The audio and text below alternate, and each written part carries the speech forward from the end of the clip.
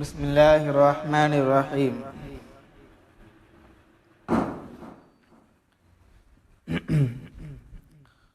تو رسول اللہ صلی اللہ علیہ وسلم کو اللہ نے حکم فرمایا کہ ہجرت کرو۔ چنانچہ اپنے بستر پر حضرت علی رضی اللہ عنہ کو سلا دیے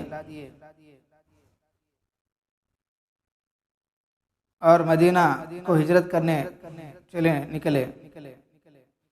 چنانچہ وحی الہی کے مطابق آپ صلی اللہ علیہ وسلم قریش کے نوجوانوں کے حراست کے باوجود سورہ یاسین کی چند آیت فَغَشَيْنَا فَهُمْ لَا يُبْصِرُونَ پڑھتے ہوئے اور شاہد الوجوہ فرما کر مٹھی بھر خاک ان کے سروں پر ڈالتے ہوئے صاف بچ کر نکل گئے۔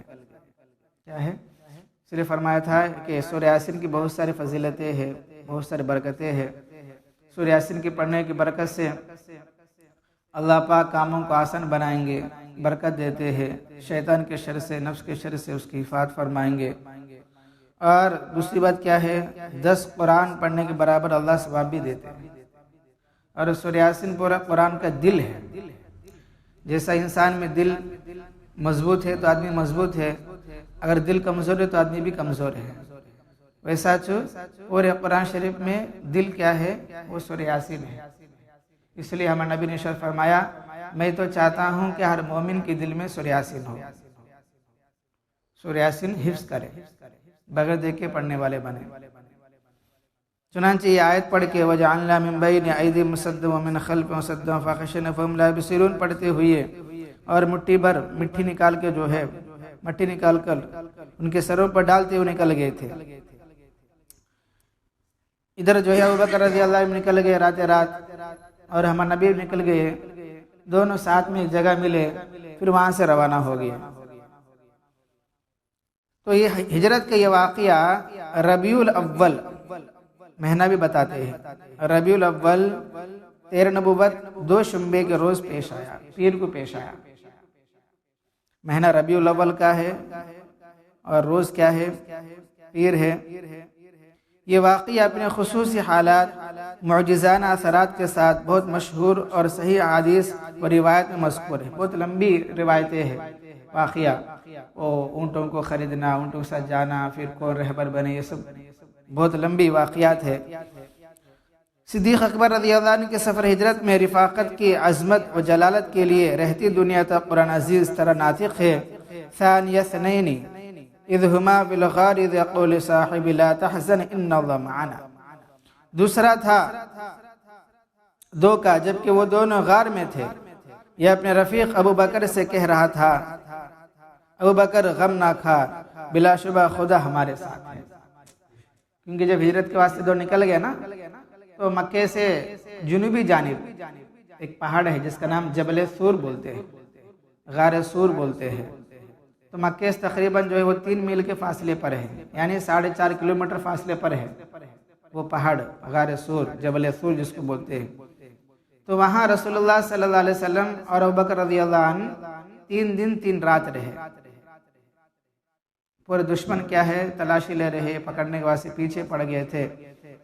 یہاں تک اعلان کر دیے تھے کہ اگر نبی کو پکڑ کر لائیں گے تو 100 اونٹ انعام ملیں گے۔ تو 100 اونٹ کے حرص میں پیچھے پڑنے لگے، لیکن اللہ جس کو بچانا کر لیتے تو اس کو نقصان نہیں پہنچا سکتے، اسے کوئی پکڑ نہیں سکتے۔ چنانچہ 3 دن 3 رات اسی غار میں تھے۔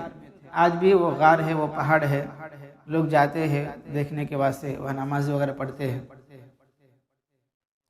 تو نبی کریم صلی اللہ علیہ وسلم نے کیا فرمایا تھا اپنے ساتھی سے کہ ابو بکر تم غم نہ کھا، کیونکہ ڈر رہے تھے۔ تو نبی کریم صلی اللہ علیہ وسلم اس موقع پر ابو بکر رضی اللہ عنہ کو مخاطب کرتے ہوئے لا تحزن فرمایا۔ کیا بولے؟ لا تحزن ان اللہ معنا، غم نہ کھا، بے شک اللہ ہمارے ساتھ ہے۔ تو ہم نبی ابو بکر کو لا تحزن فرمائے، لا تخف نہیں فرمایا۔ خوف کا معنی ڈرنا، تحزن بھی غم، تحزن معنی کیا؟ غم۔ خوف کا معنی لا تخف بولے تو مت ڈر، ڈرو بول کے بولے نہیں، غم کھانوں کو بولے۔ تحزن میں تخف میں کیا فرق ہے؟ فرماتی اس لیے خوف اور حزن کے لغوی فروق میں سے ایک دقیق فرق یہ بھی ہے، عموماً خوف اپنی مضرت کے سلسلے میں ہوا کرتا ہے۔ خوف کیا ہے؟ مجھے کیا تو نقصان ہوتا کو اپنے ذات کے اعتبار سے خوف ہوتا، اور حزن وہ اس رنج کو کہتے ہیں جو اکثر دوسروں کی مصیبت کی وجہ سے خود کو پیش آتا ہے۔ انہوں کیا تکلیف اٹھاتے کیا کو انہوں تکلیف اٹھانا، ان کو تکلیف کیا تو پہنچتی کو انہوں خود تکلیف اٹھانا، غم کھانا، اس کو تحزن بولتے ہیں، حزن بولتے ہیں۔ مطلب اگر مجھے جان کا خوف ہے تو اس کو خوف سے تعبیر کرتے ہیں۔ سامنے والے کیا نقصان ہونے والا ہے تو ان کو نقصان ہوتا کو انہوں تکلیف اٹھاتے ہیں، انہوں غم کھاتے ہیں، انہوں کیا تو ہوتا کیا کو۔ تو دونوں غار میں تھے، پہاڑ میں تھے، 3 رات۔ تو ابوبکر رضی اللہ عنہ نبی کے تعلق سے سوچ رہے کہیں ایسا نہ ہو کہ نبی کو پکڑ نہ لے، تو نبی کے بارے میں ڈر رہے تھے نہ کہ اپنے بارے میں۔ چاہے مجھے کچھ بھی ہو جائے لیکن نبی بچ جائے، نبی کو نہ پکڑے، حضور کو نہ پکڑے۔ اس لیے حضور نے فرمایا لا تحزن اے ابوبکر، غم نہ کھا، میرے بارے میں کیا بھی غم نہ کھا، کیونکہ ہمارے ساتھ اللہ ہے۔ جب ہمارے ساتھ اللہ ہے تو کوئی کچھ نہیں کر سکتا ہے۔ جیسا کہ جب موسیٰ علیہ السلام اپنے قوم کو لے کر بحر خلزم کے پاس پہنچے، جس کو ریڈ سی بولتے ہیں، یرا سمندرم بولتے ہیں، بحر احمر بھی بولتے ہیں، وہاں پہنچے تھے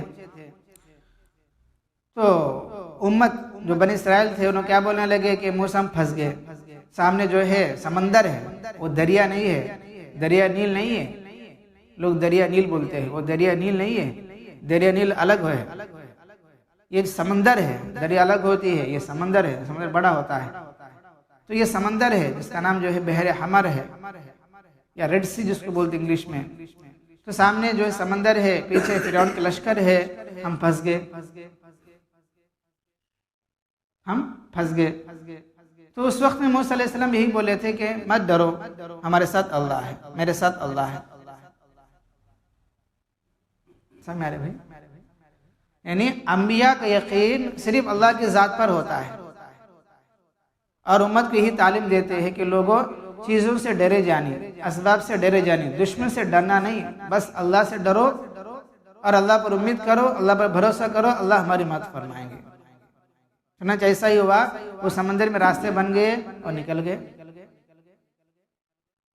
اب اس واقعے میں کیا ہے؟ رسول اللہ صلی اللہ علیہ وسلم ابوبکر رضی اللہ عنہ کیا فرمایا لا تحزن، تم غم مت کھاؤ میرے بارے میں، کیونکہ اللہ ہمارے ساتھ ہے، اللہ ہمارے ساتھ۔ تو یہاں تک جو دشمن قریب بھی آ گیا تھا پکڑنے کے واسطے، ابوبکر صدیق رضی اللہ عنہ ان کے پیروں کو بھی دیکھ رہے تھے، تو غار میں سے اتنا قریب بھی آ گئے تھے۔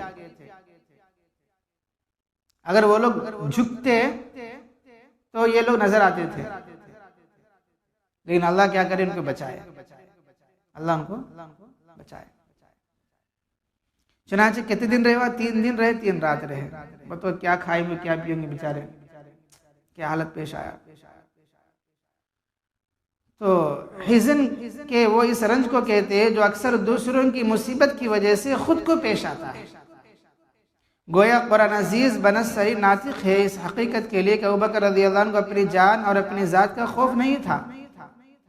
ابوبکر کو اپنی جان کا خوف نہیں تھا، بلکہ ذات اقدس صلی اللہ علیہ وسلم کی گرفتاری، مشرکین کے ہاتھوں ظلم رسانی کا حزن و ملال جان کا ہی پر آمدہ کیے ہوئے تھا۔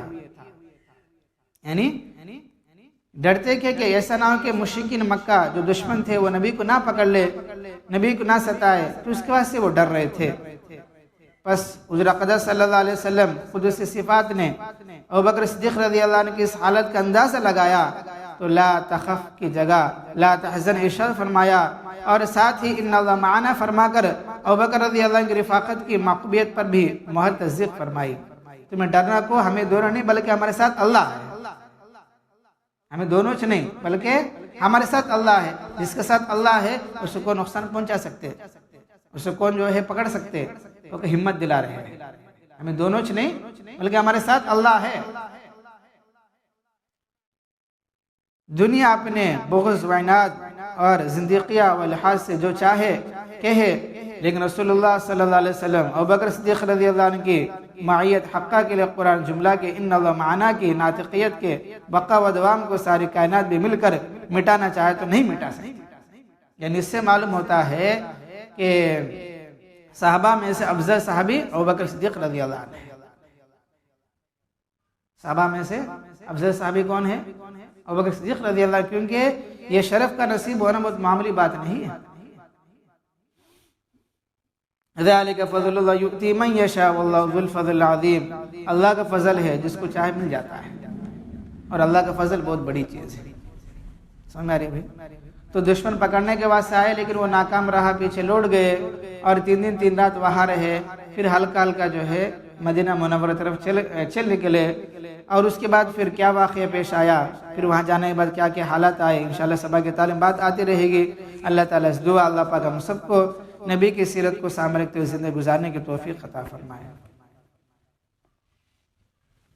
الحمدللہ رب العالمین، اللہم انت السلام ومنک السلام، تبارکت یا ذا الجلال والاکرام، رب اعنی علی ذکرک وشکرک وحسن عبادتک، لا الہ الا اللہ وحدہ لا شریک لہ، لہ الملک ولہ الحمد وہو علی کل شیء قدیر، اللہم لا مانع لما اعطیت ولا معطی لما منعت ولا ينفع ذا الجد منك الجد، اصبحنا واصبح الملك لله رب العالمين، اللهم انا نسألك الخير من هذا اليوم وفتحه ونصره ونوره وبركته وهداه، ونعوذ بك من شر ما فيه وشر ما بعده، سبحان ربك رب العزة عما يصفون وسلام على المرسلين والحمد لله رب العالمين۔